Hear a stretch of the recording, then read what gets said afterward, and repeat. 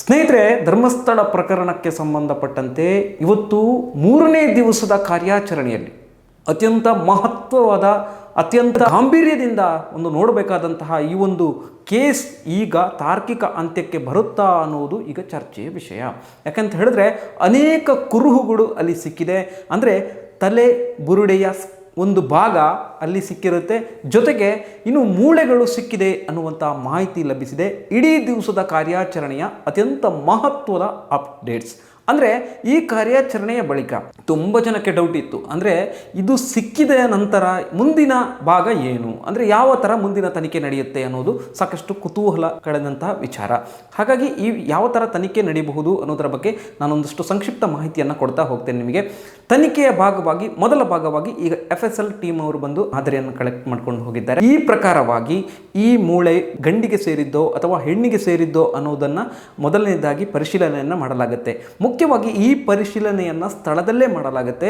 ಹಾಗೆ ಸ್ಥಳದಲ್ಲಿಯೇ ಇದನ್ನು ಪರಿಶೀಲನೆ ಮಾಡಲಾಗಿ ಇದು ಗಂಡಿನ ದೇಹಕ್ಕೆ ಸಂಬಂಧಪಟ್ಟಂತಹ ಮೂಳೆಗಳು ಅನ್ನುವಂತಹ ಮಾಹಿತಿ ಸಿಕ್ಕಿದೆ. ಇದಾದ ನಂತರ ಈ ಮೂಳೆಗಳ ಸುತ್ತವಾಗಿ ನಾವು ನೋಡೋದಾದರೆ ಯಾವ ಥರ ತನಿಖೆ ನಡೆಯುತ್ತೆ ಅನ್ನೋದನ್ನು ಪ್ರೊಸೀಜರ್ಗಳನ್ನು ನೋಡೋದಾದರೆ SIT ಅವರು ಇದಕ್ಕೆ ಸಂಬಂಧಪಟ್ಟ ಹಾಗೆ ಈ ಮೂಳೆಗಳಿಗೆ ಸಂಬಂಧಪಟ್ಟ ಹಾಗೆ ಈಗ ಮಹತ್ವದ ಒಂದು ಕಾರ್ಯಾಚರಣೆಗೆ ಮುಂದಾಗಬಹುದು. ಅಂದರೆ ಈ FSL ನಲ್ಲಿ ಏನು ಬರುತ್ತೆ, ಅವರು ಏನು ಹೇಳ್ತಾರೆ, ಇದರ ನಂತರ ಮುಂದಿನ ತನಿಖೆ ಸಾಗುವಂತಹ ಸಾಧ್ಯತೆ ಇದೆ. ಮತ್ತಷ್ಟು ಅಲ್ಲಿ ಅಗೀತಾ ಇದ್ದಾರೆ, ಇನ್ನಷ್ಟು ಸಿಗಬಹುದು ಎನ್ನುವಂತಹ ಒಂದು ಇದರ ಮೇಲೆಗೆ 6ನೇ ಪಾಯಿಂಟಲ್ಲಿ ಸಿಕ್ಕಿರುವಂತಹ ಈ ಮಹತ್ತರವಾದಂತಹ ಅಸ್ಥಿಪಂಜರದ ಭಾಗ ಎಲ್ಲರಿಗೂ ಕೂಡ ಕುತೂಹಲವಾಗಿ ನೆಟ್ಟಿರುವಂಥದ್ದು. ಯಾಕೆಂತ ಹೇಳಿದ್ರೆ ಈ ಪ್ರಕರಣದಲ್ಲಿ ಅನಾಮಿಕ ವ್ಯಕ್ತಿ ಆರಂಭದಲ್ಲಿ ಬರ್ತಾನೆ. ಆತ ಹೇಳ್ತಾನೆ, ಪ್ರಕರಣಕ್ಕೆ ಸಂಬಂಧಪಟ್ಟ ಹಾಗೆ ನನ್ನ ಹತ್ರ ಸಾಕ್ಷಿ ಇದೆ, ನಾನೇ ನೋಡಿದ್ದೀನಿ, ನಾನೇ ಧರ್ಮಸ್ಥಳದ ವಿವಿಧ ಕಾಡುಗಳಲ್ಲಿ ನಾನು ಆ ಭಾಗಗಳಲ್ಲಿ ಹೂತಿದ್ದೇನೆ ಅನ್ನುವಂಥ ಮಾಹಿತಿಯನ್ನು ಕೊಡ್ತಾನೆ. ಅದೇ ಪ್ರಕಾರವಾಗಿ ಆತ ಮಾಹಿತಿಯನ್ನು ಕೊಟ್ಟ ಮೇರೆಗೆ SIT ತಂಡ, ತನಿಖಾ ತಂಡ ಹೋಗುತ್ತೆ, 13 ಪಾಯಿಂಟ್ಗಳನ್ನು ಮಾಡುತ್ತೆ. 13 ಪಾಯಿಂಟ್ಗಳಲ್ಲಿ ಆರಂಭದ ಒಂದು 4 ಪಾಯಿಂಟ್ಗಳನ್ನು ಸರ್ಚ್ ಮಾಡ್ತಾರೆ, ಅಲ್ಲಿ ಏನೂ ಸಿಗೋದಿಲ್ಲ. ಆದರೆ ಅದರ ನಂತರ ಸರ್ಚ್ ಮಾಡಿದಂತಹ 6ನೇ ಪಾಯಿಂಟ್ನಲ್ಲಿ ಸಿಕ್ಕಿರುವಂತಹ ಮಹತ್ತರವಾದಂತಹ ಈ ಅಸ್ಥಿಪಂಜರದ ಬಗ್ಗೆ ಈಗ ಎಲ್ಲರಿಗೆ ಇರುವಂತಹ ಕುತೂಹಲ.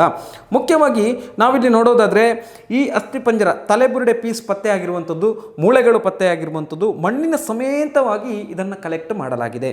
ಅಂದರೆ ಸಾವಿಗೆ ಕಾರಣ ಏನು ಅನ್ನೋದರ ಬಗ್ಗೆ ಇಲ್ಲಿ ಸ್ಪಷ್ಟವಾದಂತಹ ಅತ್ಯಂತ ನಿಖರವಾದಂತಹ ಮಾಹಿತಿಯನ್ನು ಕೊಡಲಿಕ್ಕೆ ಸಾಧ್ಯವಾಗುತ್ತೆ. ಯಾವ ಕಾರಣಕ್ಕೆ ಮಣ್ಣನ್ನು ಕಲೆಕ್ಟ್ ಮಾಡಿದ್ರು ಅಂತ ಹೇಳಿದರೆ, ವಿಷ ಸೇವನೆಯಿಂದ ಅವರನ್ನು ಒಂದು ವೇಳೆ ಏನೋ ಮಾಡಿದರೆ ಅಥವಾ ವಿಷ ಹಾಕಿ ಏನಾದರೂ ಆತ ಸಾವಿಗೀಡಾಗಿದ್ದರೆ, ಆತವನ್ನೇ ಕೃತ್ಯವನ್ನು ಎಸಗಿಕೊಂಡಿದ್ದರೆ ಆ ಭಾಗದಲ್ಲಿ ಆ ಮಣ್ಣಿನ ಇದರ ಮೂಲಕ ಕಂಡು ಹಿಡಿಯಬಹುದು ಆತ ವಿಷ ಸೇವಿಸಿದ್ದಾನೆಯೇ ಅಥವಾ ಇಲ್ಲವೇ ಅನ್ನೋದು ಗೊತ್ತಾಗುತ್ತೆ. ಈ ಪಳೆಯುಳಿಕೆ ಏನು ಸಿಕ್ಕಿದೆ ಈಗ, ಇದು ಒಂದೇ ಜಾಗದಲ್ಲಿ ಸಿಕ್ಕಿರುವಂತಹ ಪಳೆಯುಳಿಕೆ. ಹಾಗಾಗಿ ಇನ್ನು ಬೇರೆ ಜಾಗಗಳಲ್ಲಿ ಮತ್ತಷ್ಟು ಪಳೆಯುಳಿಕೆಗಳು ಸಿಗುವಂಥ ಸಾಧ್ಯತೆಗಳಿದ್ದಾವೆ. ಅಂದರೆ ಸಾಮೂಹಿಕವಾಗಿ ಕೂಡ ನಾನು ಅಲ್ಲಿ ಶವಗಳನ್ನು ಹೂತಿದ್ದೇನೆ ಅನ್ನುವಂತಹ ಮಾಹಿತಿಯನ್ನು ಆತ ಕೊಟ್ಟಿರೋದ್ರಿಂದ ಇನ್ನು ಇದು ಮಕ್ಕಳದಿದೆಯಾ, ಅದರಲ್ಲಿ ವಯಸ್ಸು ಎಷ್ಟು, ಯಾವ ಥರ, ಆ ಮಕ್ಕಳು ಯಾರು, ಎಲ್ಲಿಯವರು, ಏನು ಎತ್ತ ಎಲ್ಲವನ್ನು ಕೂಡ ತನಿಖೆ ಮಾಡಬೇಕಾದಂತಹ ಅಗತ್ಯ ಇರ್ತದೆ. ಇದು ತನಿಖೆಯ ಭಾಗವಾಗಿ ನಡೆಯುವಂಥ ಬಹಳ ಮುಖ್ಯವಾದಂತಹ ಅಂಶವಾಗಿದೆ. ಇನ್ನು ವಯಸ್ಸು, ನಿಜವಾಗಿಯೂ ಕೂಡ ಸ್ಕೆಲ್ಲನ್ನು ನೋಡಿದ ತಕ್ಷಣ ವಯಸ್ಸಿನ ಮಿತಿಯನ್ನು ಆತ ಎಷ್ಟು ವರ್ಷದವನು ಅಂತ ಕಂಡುಹಿಡಿಯಲಿಕ್ಕೆ ಸಾಧ್ಯ ಆಗುತ್ತೆ. ಹಾಗಾಗಿ FSL ಟೀಮ್ನವರು ಮೊದಲು ಮಾಡುವಂಥದ್ದು ಕೆಲಸ ಏನು ಅಂತಂದರೆ ಗಂಡು ಅಥವಾ ಹೆಣ್ಣು ಅನ್ನುವಂಥದ್ದು ಮೊದಲು ತನಿಖೆ ಗೊತ್ತಾಗುತ್ತೆ. ಆ ನಂತರ ಅವರಿಗೆ ಎಷ್ಟು ವಯಸ್ಸು, ಅವರು ಎಷ್ಟು ವಯಸ್ಸಿನಲ್ಲಿ ಸಾವಿಗೀಡಾಗಿದ್ದಾರೆ ಅನ್ನುವಂತಹ ಮಾಹಿತಿ ಕೂಡ ಅಲ್ಲಿ ಲಭ್ಯವಾಗುವಂಥ ಸಾಧ್ಯತೆ ಇದೆ. ಹಾಗಾಗಿ ಸಾವಿಗೆ ನಿಖರವಾದ ಕಾರಣವನ್ನು ಪತ್ತೆ ಹಚ್ಚಲಿಕ್ಕೆ ಒಂದಷ್ಟು ಮಾರ್ಗಗಳನ್ನು ಕೂಡ ಈಗ ಮಾಡಲಾಗ್ತಾ ಇದೆ. ಆದರೆ ಆ ಕಾರಣಗಳು ಜೆನ್ಯೂನ್ ಆಗಿದ್ದು ಈಗಾಗಲೇ ಸಿಕ್ಕಿದ್ರೆ ತನಿಖೆಯ ಫಲಿತಾಂಶವನ್ನು ಕೂಡ ನಾವು ಕಾಣಲಿಕ್ಕೆ ಸಾಧ್ಯ ಇದೆ ಅನ್ನುವಂತಹ ಮಾತನ್ನು ಈ ವೇಳೆ ನಾನು ಹೇಳ್ತಾ ಇದ್ದೀನಿ. ಧರ್ಮಸ್ಥಳ ಪೊಲೀಸ್ ಠಾಣೆಯಲ್ಲಿ ಈ ಹಿಂದೆ ದಾಖಲಾಗಿದ್ದಂಥ ಪ್ರಕರಣಗಳೆಷ್ಟು, ಬೆಳ್ತಂಗಡಿಯಲ್ಲಿ ಅದಕ್ಕೂ ಮುನ್ನ ದಾಖಲಾಗಿದ್ದಂತಹ ಪ್ರಕರಣಗಳೆಷ್ಟು, ಇದೆಲ್ಲವನ್ನು ಕೂಡ ಸೂಕ್ಷ್ಮವಾಗಿ ಗಮನಿಸಿ ಆ ಪ್ರಕರಣದಲ್ಲಿ ಯಾರ್ಯಾರು ಮಿಸ್ಸಿಂಗ್ ಆಗಿದ್ದಾರೋ ಅವರ ಮನೆಯವರನ್ನು ಅಥವಾ ಅವರ ಕುಟುಂಬಸ್ಥರನ್ನು ಇಲ್ಲಿ ಕರೆದುಕೊಂಡು ಬಂದು ತನಿಖೆಗೆ, ಅಂದರೆ ಅವರ DNA ಪರೀಕ್ಷೆಗೆ ಒಳಪಡಿಸುವಂತಹ ಅಗತ್ಯತೆ ಇದೆ. ಸದ್ಯಕ್ಕೆ ಅನನ್ಯ ಭಟ್ ಅವರ ನಾಪತ್ತೆ ಪ್ರಕರಣಕ್ಕೆ ಸಂಬಂಧಪಟ್ಟಂತೆ ಅವರ ತಾಯಿಯನ್ನು ಮೊದಲಿಗೆ ನಾವು ಈ DNA ಪರೀಕ್ಷೆಗೆ ಒಳಪಡಿಸುವಂಥ ಸಾಧ್ಯತೆ ಇದೆ. ಅನನ್ಯ ಭಟ್ ಅವರ ತಾಯಿಯ ಸ್ಯಾಂಪಲನ್ನು ತೆಗೆದುಕೊಳ್ಬೋದು SIT ಅಧಿಕಾರಿಗಳು. ಅವರು ನನ್ನ ಮಗಳು ಕಾಣೆಯಾಗಿದ್ದಾಳೆ, ವೈದ್ಯ ವಿದ್ಯಾರ್ಥಿ ಅಂತ ಹೇಳ್ಕೊಂಡಿದ್ರು.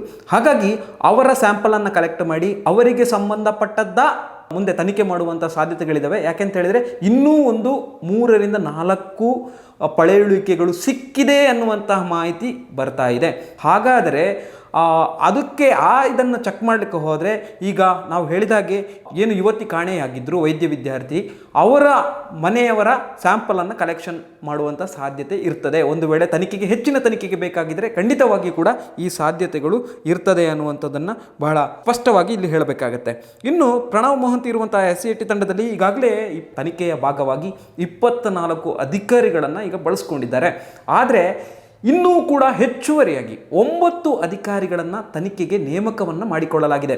ಈ ಮೂಲಕ ನಾವು ತಿಳಿದುಕೊಳ್ಳಬಹುದು. ಅಂದರೆ ಮೊದಲನೆಯದಾಗಿ ಈ SIT ಅಧಿಕಾರಿಗಳಲ್ಲಿ ಹೆಚ್ಚಿನ ಸಂಖ್ಯೆಯಲ್ಲಿ ತೆಗೆದುಕೊಳ್ತಾ ಇದ್ದಾರೆ. ಮತ್ತೊಂದು ಕಡೆಯಲ್ಲಿ ಧರ್ಮಸ್ಥಳದಲ್ಲಿರುವಂತಹ ಏನು ಗ್ರಾಮ ಪಂಚಾಯತ್ ಅಲ್ಲಿಯ ಉಪಾಧ್ಯಕ್ಷರಿಗೆ ನೋಟಿಸನ್ನು ಕೊಡಲಾಗಿದೆ. ಮತ್ತೊಂದು ಕಡೆಯಲ್ಲಿ ತನಿಖೆಯ ವೇಗವನ್ನು ಹೆಚ್ಚಿಸಲಾಗ್ತಾ ಇದೆ. ಭೀಮನಿಂದ ಅಂದರೆ ಈ ಅನಾಮಿಕ ವ್ಯಕ್ತಿಯಿಂದ ಮಾಹಿತಿಗಳನ್ನು ಕೂಡ ಕಲೆ ಹಾಕಲಾಗ್ತಾ ಇದೆ. ಎಲ್ಲ ಮಾಧ್ಯಮಗಳಲ್ಲಿ ಹಾಗಂತೆ ಸಿಕ್ತಂತೆ, ಬುರುಡೆ ಸಿಕ್ಕಿತ್ತು, ಮೂಡೆ ಸಿಕ್ಕಿತ್ತು, ಈ ಥರದ ಎಲ್ಲ ಮಾತುಗಳು ಬರ್ತಾ ಇದ್ದಾವೆ. ಇಂತಹ ಸಂದರ್ಭದಲ್ಲಿ ಹಿಂದೆ ಏನೋ ಒಂದು ಬಿಹೈಂಡ್ ಆಗಿ ಕೆಲವೊಂದಷ್ಟು ವರ್ಕ್ಗಳಾಗಿದ್ದಾವೆ ಅನ್ನುವಂಥ, ಬಿಹೈಂಡಲ್ಲಿ ಕೆಲವೊಂದಷ್ಟು ಸಿಚುವೇಶನ್ಗಳು ನಡೆದಿದೆ ಅನ್ನುವಂಥದ್ದನ್ನು ಕೆಲವರು ಹೇಳ್ತಾ ಇದ್ದಾರೆ. ಕೆಲವು ಮಾಧ್ಯಮಗಳಲ್ಲೂ ಕೂಡ ಇದರ ಬಗ್ಗೆ ಉಲ್ಲೇಖವನ್ನು ಮಾಡಲಾಗಿದೆ. ನಾವು ಕೂಡ ಅದನ್ನೇ ಹೇಳ್ತಾ ಇದ್ದೀವಿ. ಅಂದರೆ ಬಿಹೈಂಡ್ ಆಗಿ ಕೆಲವೊಂದಷ್ಟು ವರ್ಕ್ಗಳು SITಗೆ ಮುಂಚಿತವಾಗಿಯೇ ಈ ತನಿಖೆಯಲ್ಲಿ ಸಿಕ್ಕಿರುವ ಸಾಧ್ಯತೆಗಳು ಕೂಡ ಇದ್ದಾವೆ. ಹಾಗೆಯೇ ನಿನ್ನೆಯಿಂದಲೇ ಕೂಡ ಅವರು ಒಂದು ಅಪ್ಡೇಟ್ಸಲ್ಲಿದ್ದಾರೆ. ಅಂದರೆ ಕೆಲವೊಂದು ಭಾಗಗಳಲ್ಲಿ ಹೂತು ಹಾಕಿದಂಥ ಭಾಗಗಳಲ್ಲಿ ID ಕಾರ್ಡ್ಸ್ಗಳು ಸಿಕ್ಕಿದೆ. ಅದರಲ್ಲಿ ಒಂದು ಲಕ್ಷ್ಮಿ ಅನ್ನುವಂತಹ ID ಕಾರ್ಡು 2009ರಲ್ಲಿ ಮಿಸ್ ಆಗಿರುವಂತಹ ಅಥವಾ ಅಲ್ಲಿ ಅಸಹಜವಾಗಿ ಸಾವಿಗೀಡಾಗಿರುವಂತಹ ಲಕ್ಷ್ಮಿ ಅನ್ನುವವರ ಒಂದು ಕಾರ್ಡು ಅಂತ ಹೇಳಲಾಗ್ತಾ ಇದೆ. ಆದರೆ ಇದುವರೆಗೆ ಅದಕ್ಕೆ ಸ್ಪಷ್ಟತೆ ಸಿಕ್ಕಿಲ್ಲ. ಎಲ್ಲಿಯೂ ಕೂಡ ಇದು ಲಕ್ಷ್ಮಿಯವರದ್ದೇ ಅನ್ನೋದು ಕೂಡ ದಾಖಲಾಗಿಲ್ಲ. ಇದು ಕಾಕತಾಳೀಯ ಅನ್ನುವಂತೆ ಅಲ್ಲಿ ಒಂದು ಕಾರ್ಡ್ ಸಿಕ್ಕಿದೆ. ಹಾಗಾಗಿ ಇದೇ ಲಕ್ಷ್ಮಿಯದ್ದು ಇರಬಹುದು ಅನ್ನುವ ಬಗ್ಗೆ ಇಲ್ಲಿ ಒಂದು ಹೋಲಿಕೆಯನ್ನು ಮಾಡಲಾಗ್ತದೆ, ಒಂದು ತುಲನೆಯನ್ನು ಮಾಡಲಾಗ್ತಾ ಇದೆ. ಹಾಗಾಗಿ ಪ್ರಕರಣದ ಗಾಂಭೀರ್ಯತೆ ಮತ್ತಷ್ಟು ಹೆಚ್ಚಾಗಿದೆ. ಇನ್ನು ಇವತ್ತಿನ ದಿವಸದ ಅಪ್ಡೇಟ್ಸ್ ನೋಡಿ, ಇಡೀ ದಿವಸದ ಅಪ್ಡೇಟ್ಸನ್ನು ನಾವು ನೋಡಿದಾಗ ನಮಗೆ ಅನಿಸೋದೇನು ಅಂತ ಹೇಳಿದರೆ ಈ ಪ್ರಕರಣದಲ್ಲಿ ಮತ್ತಷ್ಟು ವಿಷಯಗಳು ಹೊರಗೆ ಬರುವಂಥ ಸಾಧ್ಯತೆ ಇದೆ. ಇಷ್ಟೆಲ್ಲ ಡೆವಲಪ್ಮೆಂಟ್ಸ್ಗಳು ಆಗ್ತಾ ಇದ್ದಾವೆ. ಒಂದು ಕಡೆ ನೋಟಿಸ್ ಕೊಟ್ಟರು, ಇನ್ನೊಂದು ಕಡೆ ಹೆಲ್ಪ್ಲೈನ್ ಅಂತ ತೆಗೆದ್ರು, ಯಾರಾದರೂ ಸಂತ್ರಸ್ತರಿದ್ದರೆ ಮುಂದೆ ಬನ್ನಿ ಅಂತ ಹೇಳಲಿಕ್ಕೆ ಶುರು ಮಾಡಿದರು. ಜೊತೆಗೆ ಇಲ್ಲಿ ಗ್ರಾಮ ಪಂಚಾಯತಿಗೂ ಕೂಡ ನೋಟಿಸ್ ಕೊಟ್ಟಿದ್ದಾರೆ. ಈ ಪ್ರಕರಣದ ಅತ್ಯಂತ ಕುತೂಹಲದ ಇನ್ನೊಂದು ಘಟ್ಟ ಅಂತ ಹೇಳಿದರೆ ಈಗಾಗಲೇ ಗ್ರಾಮ ಪಂಚಾಯತ್ ಅವರು ಅಲ್ಲಿ ಏನು ಹೇಳ್ತಾ ಇದ್ದಾರೆ ಅಂತ ಅದರ ಉಪಾಧ್ಯಕ್ಷರು ಪ್ರೆಸ್ ಮೀಟ್ ಮಾಡಿ ಹೇಳಿರೋದು ಏನಂದರೆ, ಇದೊಂದು ಸ್ಮಶಾನ ಥರ ಇತ್ತು, ಬೇರೆ ಎಲ್ಲೂ ಸ್ಮಶಾನ ಇರಲಿಲ್ಲ, ಹಾಗೆ ನಾವು ಇಲ್ಲಿ ತಂದು ಆಗ್ತಾ ಇದ್ವಿ, ಅನಾಥ ಶವಗಳನ್ನು ಇಲ್ಲಿ ದಫನ ಮಾಡ್ತಾ ಇದ್ವಿ ಅಂತ ಹೇಳುವ ಮಾತುಗಳನ್ನು ಕೇಳಿದ್ದೇವೆ. ಅವರು ಹೇಳಿದ್ದಕ್ಕೆ ಹೌದು ದಫನ ಮಾಡಿದ್ದಿಲ್ಲೇ, ನಮ್ಮ ಹತ್ರ ಸಾಕ್ಷಿ ಇದೆ, ದಾಖಲೆ ಇದೆ ನೋಡಿ ಅಂತ ಹೇಳಿದರೆ ಇವತ್ತಿನ ಈ ಒಂದು ಹುಡುಕಾಟದ ಪ್ರಕರಣಕ್ಕೆ ದೊಡ್ಡ ಮಹತ್ವ ಸಿಗುವುದಿಲ್ಲ. ಆದರೆ ಈ ಪ್ರಕರಣಕ್ಕೆ SIT ಕೇಳಿದ ಸಾಕ್ಷಿಯನ್ನು ಈ ಪಂಚಾಯತ್ನವರು ಕೊಡಲಿಕ್ಕೆ ವಿಫಲ ಆದರೆ ಪ್ರಕರಣ ಮತ್ತೊಂದು ಹಂತಕ್ಕೆ ಹೋಗ್ತದೆ ಅನ್ನೋದನ್ನು ಕೂಡ ನಾವು ಗಮನಿಸಬೇಕಾಗುತ್ತೆ. ಅತ್ಯಂತ ಗಂಭೀರ ಪ್ರಮಾಣಕ್ಕೆ ಪ್ರಕರಣ ಹೋಗುತ್ತೆ. SIT ತನ್ನ ತನಿಖೆಯನ್ನು ಮತ್ತಷ್ಟು ಚುರುಕುಗೊಳಿಸುತ್ತೆ. ಇದಕ್ಕೆ ಸಂಬಂಧಪಟ್ಟವರನ್ನು ಪ್ರತಿಯೊಬ್ಬರನ್ನು ಕೂಡ ವಿಚಾರಣೆ ನಡೆಸುವಂತಹ ಕಾಲ ಕೂಡ ಬರುವ ಸಾಧ್ಯತೆಗಳಿರ್ತವೆ. ಈ ಮೂಳೆಗಳು ಸಿಕ್ಕಿದ ಜಾಗ ಯಾವ ಭಾಗಕ್ಕೆ ಸೇರಿದ್ದು, ಕಂದಾಯ ಇಲಾಖೆಗೆ ಸೇರಿತ್ತೆ, ಅರಣ್ಯ ಇಲಾಖೆಗೆ ಸೇರಿತ್ತೆ, ಅಥವಾ ಯಾವ ಭಾಗಕ್ಕೆ ಸೇರಿತ್ತು ಅನ್ನೋದನ್ನು ಸ್ಪಷ್ಟಪಡಿಸಬೇಕು. ಅಥವಾ ಗ್ರಾಮ ಪಂಚಾಯತ್ ವ್ಯಾಪ್ತಿಗೆ ಸೇರಿದೆಯೇ, ಆ ಪಂಚಾಯತ್ ಅವರಿಗೆ ಅಲ್ಲಿ ಪರ್ಮಿಷನ್ ಇತ್ತೇ ಅದನ್ನು ಹಾಕಲಿಕ್ಕೆ ಅನ್ನೋದು ಕೂಡ ಬೇಕು ಮುಖ್ಯವಾಗಿ. ಹಾಗಾದರೆ ಮಾತ್ರ ಇಲ್ಲಿ ಸ್ಪಷ್ಟನೆಯನ್ನು ಕೊಡಬಹುದು, ಅಥವಾ ಒಂದು ಪಂಚಾಯತ್ ಅವರು ಹೇಳುವ ಮಾತುಗಳನ್ನು ನಾವೆಲ್ಲರೂ ಸೇರಿ ಒಪ್ಕೊಳ್ಬೋದು. ಇನ್ನು ಅಸ್ಥಿಪಂಜರ ಸಿಕ್ಕಿದೆ ಅನ್ನುವಂತಹ ಕಾರಣಕ್ಕೆ ನಾವು ಇಂಥವರೇ ಅಪರಾಧಿಗಳು ಅಂತ ಹೇಳಲಿಕ್ಕೆ ಆಗೋದಿಲ್ಲ, ಅಥವಾ ಅವರೇ ಅಪರಾಧಿಗಳು ಅಂತ ತೀರ್ಮಾನಕ್ಕೆ ಬಂದು ಅವರ ವಿರುದ್ಧ ನಾವು ಈಗಾಗಲೇ ಮಾತನಾಡಲಿಕ್ಕೆ ಆಗೋದಿಲ್ಲ. ತಾಳ್ಮೆಯನ್ನು ವಹಿಸಬೇಕಾಗತ್ತೆ. ಪ್ರತಿಯೊಬ್ಬರು ಕೂಡ SIT ತನಿಖೆ ಮುಗಿಯುವ ತನಕ, ಅವರು ಹೇಳುವ ಫಲಿತಾಂಶವನ್ನು ಕೊಡುವ ತನಕ ನಾವೆಲ್ಲರೂ ಕೂಡ ಅತ್ಯಂತ ತಾಳ್ಮೆಯಿಂದ ಕಾಯಬೇಕಾಗತ್ತೆ. ಇನ್ನು ಬಹಳ ಬೇಸರದ ವಿಚಾರ ಅಂತ ಹೇಳಿದರೆ, SIT ಅಧಿಕಾರಿಗಳು ಇಲ್ಲಿವರೆಗೆ ನಮಗೆ ಗೊತ್ತಿದ್ದ ಪ್ರಕಾರವಾಗಿ ಅಲ್ಲಿ ಬ್ಯಾರಿಕೇಡ್ಗಳನ್ನು ಹಾಕ್ಕೊಂಡು ಪ್ರತಿಯೊಂದನ್ನು ಕೂಡ ಅಲ್ಲಿ ಯಾರು ಬಾರದಾಗೆ, ಪಬ್ಲಿಕ್ ಆಗಲಿ ಅಥವಾ ಮಾಧ್ಯಮದವರಾಗಲಿ ಯಾರು ಬಾರದಾಗೆ ಆ ಏರಿಯಾವನ್ನು ಸೀಸ್ ಮಾಡಿದ್ದಾರೆ. ಅಧಿಕಾರಿಗಳು SIT ತಂಡ ಮತ್ತು ಆ್ಯಂಟಿ ನಕ್ಸಲ್ ಫೋರ್ಸನ್ನು ಕೂಡ ಅಲ್ಲಿ ಹಾಕಿ ಅಲ್ಲಿ ಭದ್ರತೆಯನ್ನು ಅತ್ಯಂತ ಸೂಕ್ಷ್ಮವಾಗಿ ನೋಡಲಾಗ್ತದೆ. ಪ್ರತಿಯೊಬ್ಬರನ್ನು ಕೂಡ ಅಲ್ಲಿ ಯಾರನ್ನು ಕೂಡ ಹೋಗಲಿಕ್ಕೆ ಬಿಡ್ತಾ ಇಲ್ಲ, ಯಾರನ್ನು ಕೂಡ ಅಲ್ಲಿ ಹೋಗಲಿಕ್ಕೆ ಬಿಡ್ತಾ ಇಲ್ಲ. ಇಂಥ ಸಂದರ್ಭದಲ್ಲಿ ಕೆಲವು ಮಾಧ್ಯಮಗಳು ಹೇಳ್ತಿದ್ದಾವೆ ಇದೆಲ್ಲ ಸುಳ್ಳು, ಏನೂ ಸಿಗಲಿಲ್ಲ, ತಲೆಬುರುಡೆ ಸಿಗಲಿಲ್ಲ, ಮತ್ತೊಂದು ಸಿಗಲಿಲ್ಲ, ಮಗದೊಂದು ಸಿಗಲಿಲ್ಲ ಅನ್ನುವಂಥ ಮಾತುಗಳನ್ನು ಕೆಲವು ಮಾಧ್ಯಮಗಳು, ಎಕ್ಸೆಪ್ಟ್ ಕನ್ನಡದ ಕೆಲವೊಂದು ಮಾಧ್ಯಮಗಳು ಹೇಳ್ತಾ ಇರೋದು ಬಹಳ ಬಹಳ ಬೇಸರದ ಸಂಗತಿ. ಸತ್ಯಾಂಶವನ್ನು ವರದಿ ಮಾಡಬೇಕು ಮಾಧ್ಯಮಗಳು, ಆದರೆ ಈ ಥರದ ವರದಿಗಳಿಗೆ ಮಾಡಿದರೆ ನಿಜವಾದ ಜರ್ನಲಿಸಮ್ ಅಂತ ಅನಿಸ್ಕೊಳ್ಳೋದಿಲ್ಲ. ಸತ್ಯವನ್ನು ಹೇಳಲಿಕ್ಕೆ ಯಾವತ್ತೂ ಭಯ ಇರಬಾರ್ದು, ಧೈರ್ಯ ಇರಬೇಕು. ಆ ಧೈರ್ಯದಿಂದ ಮುನ್ನಡೆಯುವಂಥ ಕೆಲಸವನ್ನು ಕೆಲವು ಮಾಧ್ಯಮಗಳಷ್ಟೇ ಇವತ್ತು ಮಾಡ್ತಾ ಇದ್ದಾವೆ. ಹಾಗಾಗಿ ಇವತ್ತು ಮಲಯಾಳಂ ಮಾಧ್ಯಮಗಳಾಗಿರ್ಬೋದು ಅಥವಾ ರಾಷ್ಟ್ರೀಯ ಮಾಧ್ಯಮಗಳಾಗಿರಬಹುದು, ಇಂಗ್ಲಿಷ್ ಮಾಧ್ಯಮಗಳಾಗಿರ್ಬೋದು ಕೊಡ್ತಿರುವಂಥ ಧೈರ್ಯವನ್ನು ಇವತ್ತು ಕನ್ನಡದ ಕೆಲವು ಮಾಧ್ಯಮಗಳು ತೋರ್ತಿಲ್ಲ ಎನ್ನುವುದೇ ಬಹಳ ಬಹಳ ನಿರಾಸೆಯ ವಿಚಾರ. ಮತ್ತು ಈ ಒಂದು ತನಿಖೆ ಬೇರೆ ಯಾವುದೋ ಒಂದು ವಿಚಾರ ಆಗಿದ್ದರೆ ಭಾರಿ ದೊಡ್ಡವಾಗಿ ಮಾಡ್ತಿರುವಂಥ ಕೆಲವು ಮಾಧ್ಯಮಗಳು ಈ ವಿಚಾರವನ್ನು ದೊಡ್ಡದಾಗಿ ಮಾಡ್ತಾ ಇಲ್ಲ. ಯಾಕೆಂತ ಹೇಳಿದರೆ ಈ ವಿಚಾರವನ್ನು ಇಲ್ಲಿ ಹೇಳುವ ಅಗತ್ಯ ಇರಲಿಲ್ಲ, ಆದರೆ ಹೇಳಲೇಬೇಕಾದಂತಹ ಪ್ರಸಂಗ ಕೂಡ ಒದಗಿ ಬಂದಿದೆ. ಒಟ್ಟಿನಲ್ಲಿ ಈ ತನಿಖೆ ಬಹಳ ಕುತೂಹಲವನ್ನು ಕೆರಳಿಸಿದೆ. ಇವತ್ತಿನ ಒಂದು ಹುಡುಕಾಟವನ್ನು ನಿಲ್ಲಿಸಲಾಗುತ್ತೆ. ನಾಳೆಯಿಂದ 7ನೇ ಪಾಯಿಂಟ್ನಲ್ಲಿ ಅಗೆಯುವ ಕೆಲಸ ನಡೆಯುತ್ತೆ. ಆದರೆ ಏನು ಹೇಳ್ತಾ ಇದ್ದಾನೆ ಆ ವ್ಯಕ್ತಿ, ಅನಾಮಿಕ ವ್ಯಕ್ತಿ ಅಂತ ಹೇಳಿದರೆ, ನನಗೆ 13ನೇ ಪಾಯಿಂಟಲ್ಲಿ ಸರಣಿ ಬಾಡಿಗಳನ್ನು, ಅಂದರೆ ನಾವು ಮಾಸ್ ಬರಲ್ಲ ಅಂತ ಹೇಳ್ತೇವೆ, ಅದನ್ನು ಮಾಡಿದ್ದಾರೆ ಅಂತ ಆತ ಹೇಳ್ತಾ ಇದ್ದಾನೆ. ಅಲ್ಲಿ ಇದೆ ಶವಗಳನ್ನು ಸರಣಿಯಾಗಿ ನಾನು ಹೂತಿದ್ದೇನೆ ಅಂತ ಹೇಳುವಂಥ ಮಾತುಗಳನ್ನು ಆತ ಹೇಳ್ತಾನೆ. ಹಾಗಾಗಿ ಅಲ್ಲಿ ಹೂಡುವಾಗ SIT ಮುಖ್ಯಸ್ಥರು ಮೊಹಂತಿಯವರು ಕೂಡ ಬೇಕು ಅನ್ನುವಂಥ ಹಠವನ್ನು ನಿನ್ನೆ ಹಿಡಿದಿದ್ದ ಆತ. ಯಾಕೆಂದರೆ ಸತತವಾಗಿ ಹುಡುಕಾಟವನ್ನು ನಡೆಸಿದಾಗ ಎಲ್ಲಿಯೂ ಕೂಡ ಒಂದು ಚೂರು ಕೂಡ ಯಾವುದೇ ಆತ ಹೇಳಿದ ಪ್ರಕಾರ ಕುರುಹುಗಳು ಸಿಕ್ಕಿರಲಿಲ್ಲ. ಈ ಹಿನ್ನೆಲೆಯಲ್ಲಿ ಕುರುಗಳು ಸಿಕ್ಕದ ಹಿನ್ನೆಲೆಯಲ್ಲಿ ಆತನ ಮೇಲೆ ಅನುಮಾನ ಬರುವಂಥ ಪ್ರಸಂಗ ಕೂಡ ನಡೆಯಿತು. ಆದರೆ ಆತ ಬಹಳ ಸ್ಪಷ್ಟವಾಗಿದ್ದ, ಬಹಳ ನಿಖರವಾಗಿ ಹೇಳಿದ್ದ. ಹೇಗೆ ಅಂತ ಹೇಳಿದರೆ, ನಾವೀಗ ಎಲ್ಲೋ ಹೋಗ್ತೀವಿ ಒಂದು ದಾರಿಯಲ್ಲಿ, ಫಾರ್ ಎಕ್ಸಾಂಪಲ್ ಆಗಿ ತಗೊಳ್ಳೋದಾದರೆ, ನಾವೊಂದು ಬೋರ್ವೆಲ್ಲನ್ನು ಹೇಗೆ ಕೊರೆಯುವಾಗ ಒಂದು ಮಾರ್ಕ್ ಮಾಡ್ತೀವಿ, ಇಲ್ಲೇ ನೀರಿದೆ ಅಂತ ಪಾಯಿಂಟ್ ಮಾಡ್ತೀವಿ, ಅದೇ ಥರ ಆತ ಪಾಯಿಂಟ್ಗಳನ್ನು ಮಾಡಿದ್ದ.